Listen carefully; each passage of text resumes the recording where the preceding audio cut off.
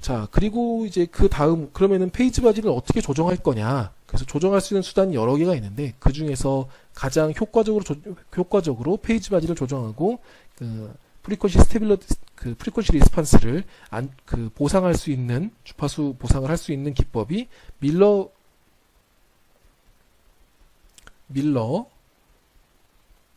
이펙트라고 불러요. 밀러 이펙트는 사실 간단합니다. 자, 예를 들어서 여러분들한테 어떤 A배에 증폭할 수 있는 이런 증폭기가 있다고 쳐요. 이런 증폭기가 있고, 뭐 사실 여러 가지 설명들이 있을 수 있지만, 일단 우리는 대부분의 경우에 캐패시터만 사용할 거니까 여기다 캡을 이렇게 하나 두도록 합시다. C를 두고, 자, 여기를 Vin, 여기 출력을 Vout이라고 합시다. 자, 그러면은 일단 우리는 여러 가지 식을 쓸 수 있어요. 우선은 이제 그리고 이 증폭기는 인풋 임피던스가 무한대라고 칩시다. 이 증폭기 내로는 커런트가 흘러 들어가지 않아요. 자, 그러면은 이제 만약에 우리가 어떤 임피던스가 있을 때 이 임피던스에다가 VI를 걸어주고, 이때 여기로 흘러들어가는 커런트가 II라고 하면은 VI per II, 이게 Gin이죠. 그쵸? 이렇게 들여다본 입력 저항이죠.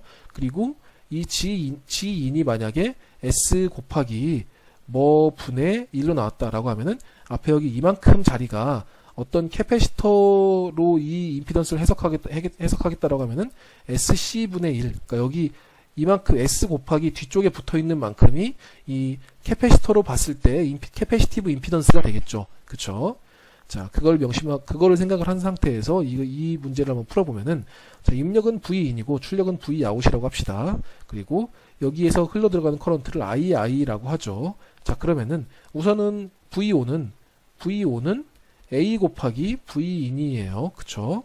VO는 A 곱하기 Vin이고, 지금 여기 전압은 Vin, 여기 전압은 VO죠. 그러면은 II는 Vin 쪽에서 Vout 쪽으로 이만큼이 Vout이죠. Vout 쪽으로 SC분의 1을 타고서 흐르는 전류죠. 그쵸? 다시 써보면은 이제 우리한테 필요한 거는 지금 Vin per II입니다. 그쵸? Vin per II고, 이거는 이거는 이제 이 식이 다시 써보면은 SC 곱하기 V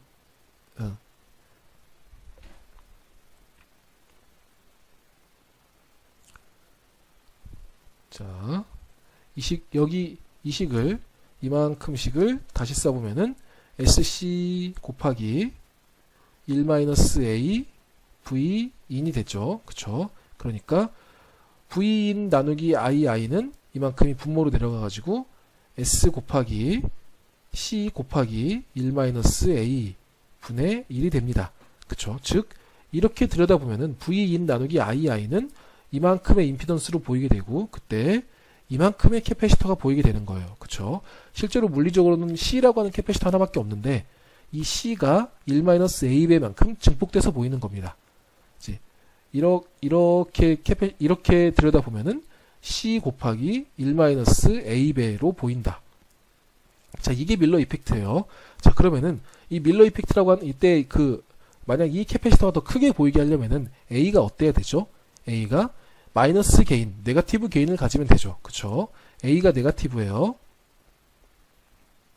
그러면은 여기 1- 네거티브 게인 배만큼 캐패시터가 더 크게 증폭돼서 보이게 되겠죠. 그쵸? 이게 밀러 이펙트입니다. 밀러 이펙트는 어떤 증폭기에 입력하고 출력 사이에 캐패시터가 있다. 근데 그 증폭기가 음의 네거티브 게인을 가지고 있었다. 그러면은 이 네거티브 게인 플러스 1만큼, 그러니까 1-A배만큼 캐패시터가 더 크게 보인다. 이게 이제 밀러 이펙트입니다. 자, 그러면은 이제 밀러 이펙트를 응용을 하면은, 자, 예를 들어서 아까 우리가 전체적인 전달함수를 봤을 때 어떤 전달함수가 이런 식으로 나왔다고 쳐요.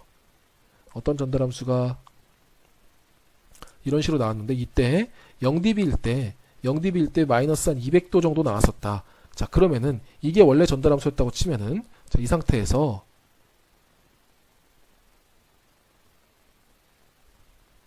자, 만약에 지금 여기에 지금 폴이 하나가 있는 거고, 폴을 만나가지고 떨어지다가 여기서 제로를 만나가지고 올라갔다가 여기서 다시 폴을 만나가지고 떨어지는 형상이죠.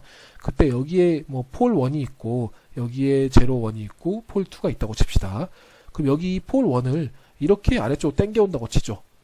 폴 1 프라임으로 당겨와요. 그러면은 여기서 이렇게 떨어지다가 제로를 만나가지고 쭉 유지되다가 그 다음에 폴 2를 만나가지고 떨어지게 되겠죠. 이제 이런 현상으로 그 전달하면서 바뀔 수 있다라고 치면은, 그러면은 그때 물론 이제 이렇게 가다가 여기서 좀 더 이제 먼저 떨어지게 되겠죠. 여기가 유닛 게인 프리퀀시가 될 겁니다. 그때 여기도 앞쪽으로 떨어져 가지고 이렇게 떨어지고 이렇게 가다가 이렇게 떨어지게 될 텐데, 그때 0dB에서 여기 값을 봤더니 한 마이너스 한 120도쯤 됐어요. 자, 그러면은 여기 이 제일 낮은 폴, 도미넌트 폴을 이거를 아래쪽으로 이렇게 끌고 내려오니까 P1에서 P1 프라임을 끌고 내려오니까 이렇게 끌고 내려오면은 원래 이렇게 발진하던 180도를 넘어가던 페이지 마진 음수였던 거를 페이지 마진 양수로 마이너스 120도로 이렇게 끌고 올 수가 있겠죠. 그쵸? 근데 그렇게 하려면은 여기에다가 아주 낮은 주파수에 폴을 추가해야 돼요. 그쵸? 낮은 주파수의 폴을 추가해야 되는데, 낮은 주파수의 폴을 추가를 하려면은 어딘가에 R을 집어넣던지, 폴은 RC분의 1이니까 낮은 주파수를 만들려면은 이 RC분의 1이 낮아야 된다는 소리죠. 그쵸? 그러려면은 이 R을 키우던지, 큰 R이 필요하던지 아니면은 큰 C가 필요하던지 둘 중에 하나예요. 그런데 큰 R을 만들어 가지고 주파수 보상을 하는 경우도 있고, 그것들이 이제 폴디드 캐스코드 회로가 출력저항이 크기 때문에 그 도미넌트 폴이 자동으로 낮게 형성이 되는 경우고, 이제 우리가 지금 사용하려고 하는 투 스테이지 OPM프의 경우에는 R을 키우는 경우가 아니고 C를 키우는 거예요. C를 어떻게 키우냐면은 밀러 이펙트를 통해서 C를 키운다라고 생각하면 됩니다. 그래서 자, 예를 들어서 이제 우리가 흔히 사용하는 투 스테이지 OPM프가, 자, 여기에 이렇게 피모스 로드가 있다고 칩시다. 피모스 로드가 이렇게 있고 엠모스 입력단을 만들어 보도록 하죠. 자, 여기에 이렇게 엠모스 입력단으로 이렇게 첫 단을 만들었어요. 첫 단을 만들고 여기 신호를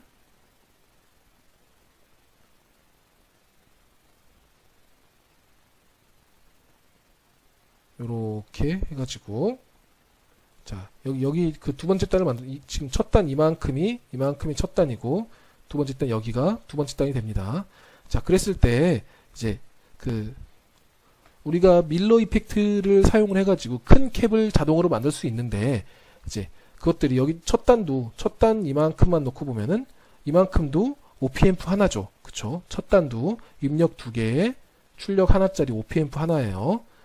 그리고 두 번째 단 여기 이만큼은 지금 여기 아래쪽 ETR은 로드죠. 그쵸? 로드고 ETR은 CS 증폭기예요. 그래서 지금 CS 증폭기에 여기가 입력, 여기가 출력입니다. 그래서 CS 증폭기에 입력하고 출력이 있고, 이렇게 여기는 지금 마이너스 게인, 여기가 지금 첫 단도 ETR의 그 트랜스 컨덕턴스를 GM1이라고 하고, 그 다음에 여기에 출력저항, 얘를 뭐 R03, R2라고 R1, R2라고 하면은, 그럼 첫 단의 게인은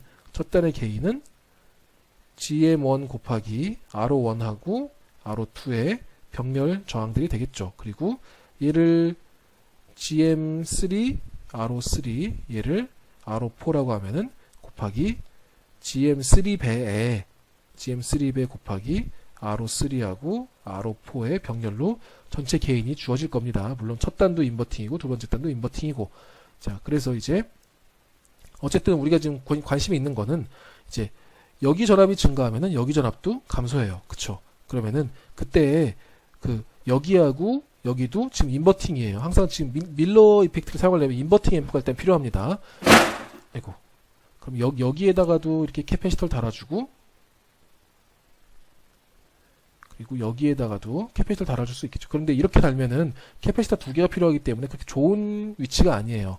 그래서 적절한 위치는 그럼 이제 또 다른 증폭단이 여기랑 여기인데 여기하고 여기 사이도 서로 인버팅 앰프죠.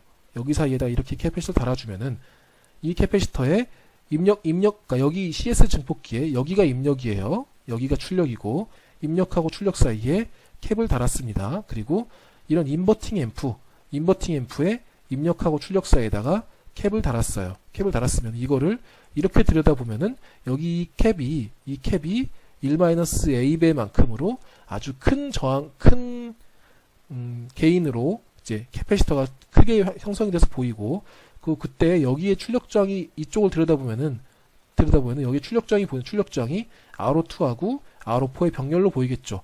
여기에 출력저항하고 여기에 큰 캡으로 인해 가지고 여기에 이런 폴이 형성되는 것처럼 보입니다.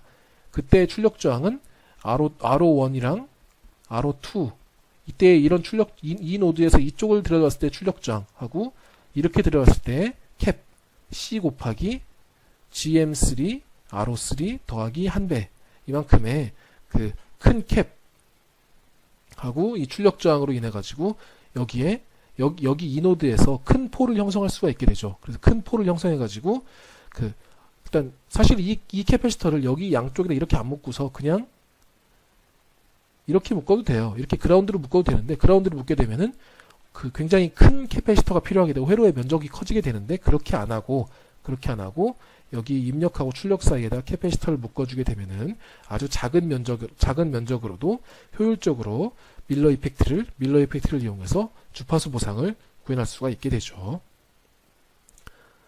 자, 그래서 이제 스테빌러티를 확보하기 위해서는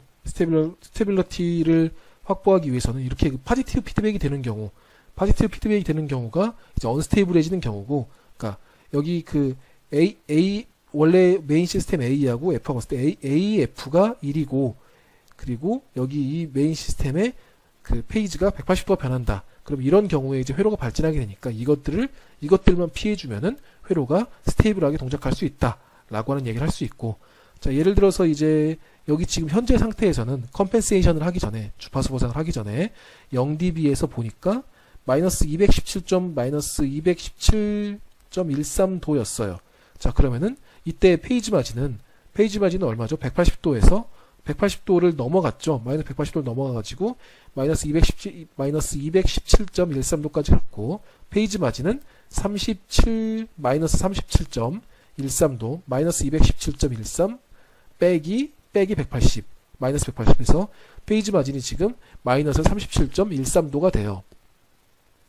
그리고 이때 이제 이 OPM프는 지금 언스테이블한 상태고요. 자, 이런 상태에서 여기 이 OPM프에다 입력을 이렇게 살짝 이렇게 입력에다가 이렇게 약간 램프 파형을 주면은 출력이 출렁 해가지고 이렇게 특정 주파수로 발진하게 됩니다. 여기 이 발진하는 주파수가 오실레이션 프리퀀시, 레조넌트 프리퀀시라고 불러요. 자, 이걸 막아주기 위해서 이제 지금 이 OPM프의 주파수 특성을 제한하고 있는 부분은, 자, 다시 앞에 슬라이드로 가봅시다.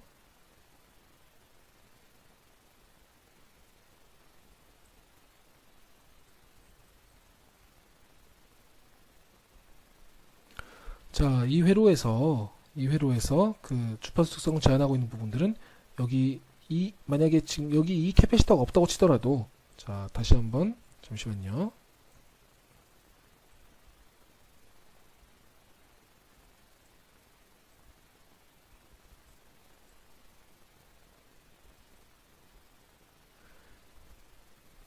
자, 예를 들어서 이제 앞에서 봤었던,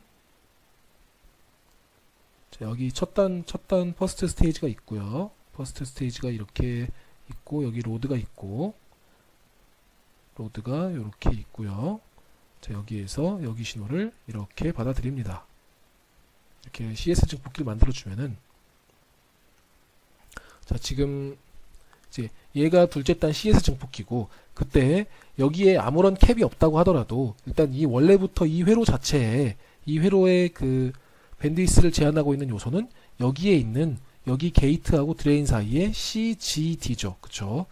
여기 사이에 우리가 의도적으로 캐패시티를 넣지 않아도 여기 사이에 작은 캡이 있고 이 작은 캡 여기 CGD 이 CGD 곱하기 여기 이 두 번째 단 이만큼의 개인 1 플러스 개인 배만큼에서 여기 CGD라고 하는 게 원래부터 도미넌트 폴로 형성하고 있었어요. 근데 거기에다가 이 CGD라고 하는 거를 여기다가 의도적으로 여기다가 더 CGD를 키워주면은 여기 캐패시터 여기의 폴들이 쭉쭉쭉 커지게 되겠죠. 그쵸?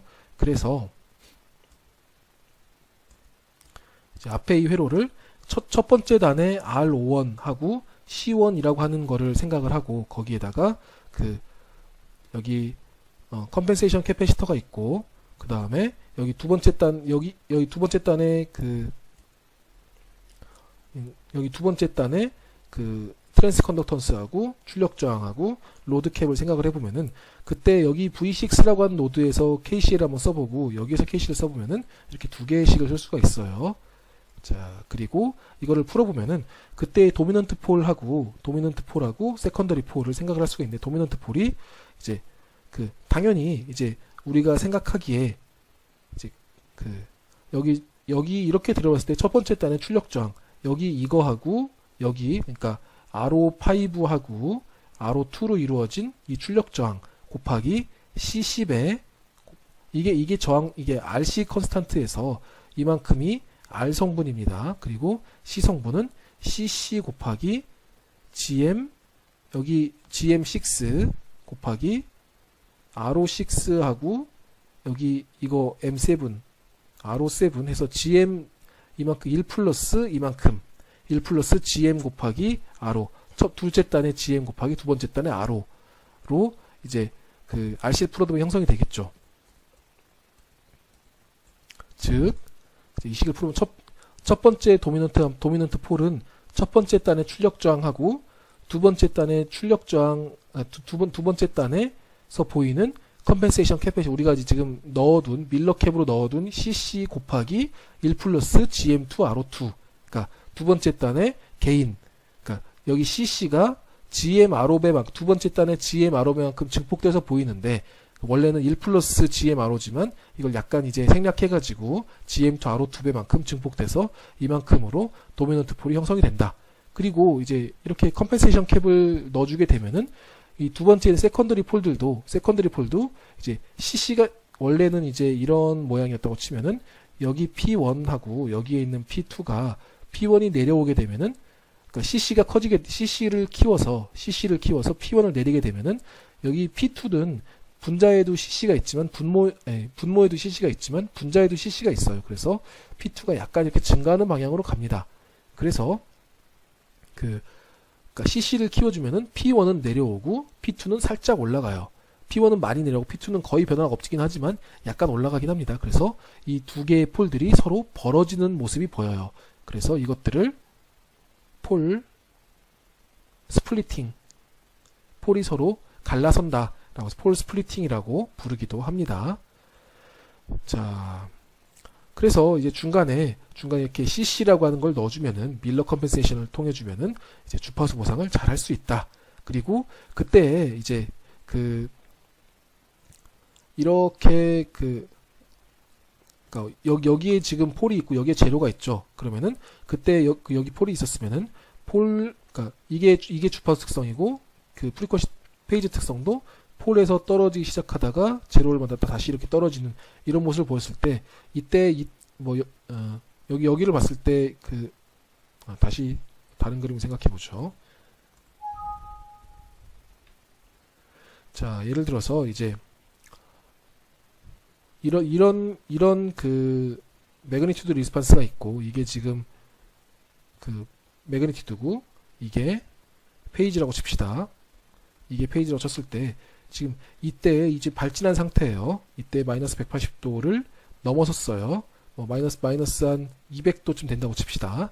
자, 그러면은 지금 여기에서 폴 1을 만났어요. 폴 1을 만났고 여기서 제로 1을 만났고 여기서 폴 2를 만났으면은 이때 여기 이 폴 1을 통해 가지고 떨어지기 시작하다가 제로 1을 만나서 페이지가 다시 증가하다가 폴 2를 만나가지고 다시 페이지가 떨어지기 시작하죠. 그러면은 여기 폴 2 쪽에 폴 2 쪽으로 여기 만약에 폴 2 근처에다가 제로를 넣어주면은 제로를 여기에 원래 여기에 있던 제로를 여기에다 이렇게 여기쯤에다 제로를 추가해주면은 이렇게 올라갔다가 떨어져서 이렇게 평탄하게 멀리 가겠죠. 그리고 여기 이쪽에 있는 폴들을 만나가지고 떨어지기 시작하겠죠. 그러면은 여기서도 페이지가 더 멀리 이렇게 갈 수가 있게 됩니다. 그쵸? 그러면은 훨씬 더 넓은 주파수에서 유닛 게인 밴드위스를 만나고 그때 이제 이렇게 하면은 뭐 이게 이렇게 떨어지게 한다. 그럼 이때 여기에서는 발진을 안 할 수도 있겠죠. 이렇게 해서 폴 제로 캔슬레이션을 해주면은 훨씬 더 트랜지언트 리스판스도 좋게 할 수 있고 밴드위스를 더 넓혀줄 수 있는 효과가 있습니다. 그래서 이제 제로를 추가를 할 수 있으면 좋은데 제로를 어떻게 추가할 거냐? 여기 밀러 이펙트용으로 만들어 놓은 이 캐패시터에다가 직렬로 RG를 이렇게 추가를 해둬요. RG를 추가하게 되면은 이게 이렇게 원래는 CC분의 GM2밖에 없었는데 여기에다가 이제 1-GM2RG라고 하는 이런 제로가 추가가 되게 됩니다. 자, 그래서 이제 이렇게 캐패시터를 큰 거를 밀러캡을 넣어주게 되면은 원래 여기에 있던 폴이 이쪽으로 이렇게 이동하고 위쪽에 있는 폴도 살짝 위로 올라가서 폴들이 서로 스플리팅 되게 됩니다. 그렇게 되면은 아까는 원래 발진하던 회로였는데 발진을 하지 않고 의도한 대로 이렇게 좀 버퍼를 묶어놓은 상태에서 스텝 리스판스를 줬더니 이 출력도 약간의 딜레이 후에 잘 따라가고 있는 것을 확인할 수가 있죠. 자, 그래서 이 투스테이지 OP앰프하고 주파수 보상이라고 하는 기법은 굉장히 중요한 기법입니다. 반드시 숙지하고 있어요. 반드시 기본적인 이론적인 배경과 얘기들을 다 숙지하고 있어야 되고, 또한 실제 아날로그 회로 설계에서 굉장히 숙련된 엔지니어들도 자주 사고가 나는 그런 부분 중에 하나가 이런 투스테이지 OP앰프들이 발진하는 경우예요. 이제 모든 로드 컨디션에 따라 가지고 로드 컨디션마다 스테이블러 조건이 바뀌게 되고 그 조건들을 모두 고려해서 항상 스테이블 하도록 회로가 설계가 되어야 됩니다. 그래서 일단 회로는 의도한 대로 설계가 돼야 되고, 의도한 대로 설계가 되기 위해서는 항상 발진하지 않아야 돼요. 의도적으로 발진하려고 하는 회로도 오실레이터들도 있지만 발진하지 않도록 만들어준 회로에서는 회로가 의도한 대로 움직이기 위해서 프리퀀시 스테빌리티를, 프리퀀시 컴펜세이션을 확실하게 해줘야 됩니다.